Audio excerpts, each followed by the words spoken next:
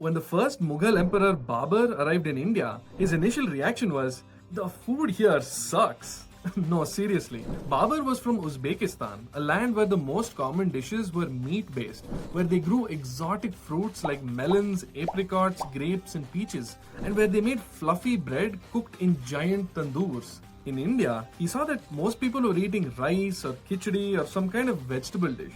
And yeah, Indians did eat meat, but it was very limited in comparison to Central Asians or Persians, and everything was too spicy for him to handle. He didn't like the local fruits and he realized that Indians don't really eat that much bread. But that didn't stop the Mughals from eventually falling in love with the Indian way of life. They were so obsessed with fruits that they specially imported huge quantities of them from Persia and even created gardens to grow fresh fruits in India. But actually, the Indian mango ended up becoming their favorite fruit, and they used to give these fruits as gifts to their most esteemed guests. But when it came to food, the Mughals got really creative. Their royal kitchens had Persian cooks who had come all the way from Baghdad in Iraq, who specialized in making Persian delicacies like the sambusak, pilau, kebabs, and zalabia.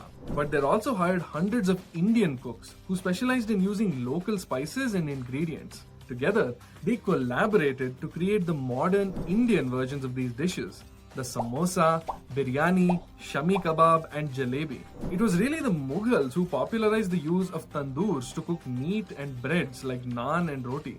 But to be honest, many Mughal emperors became partially vegetarian. So they liked eating Indian khichdi but elevated with almonds and pistachios from Persia.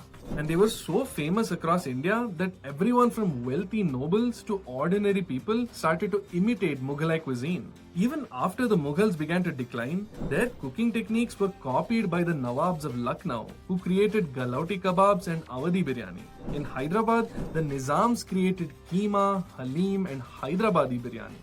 I'm sensing a pattern here. But did you know that the Mughals also kind of invented the Indian version of milkshake and ice cream? Follow me if you want to see how they managed to create ice cold desserts in the heat of Indian summer without modern freezers.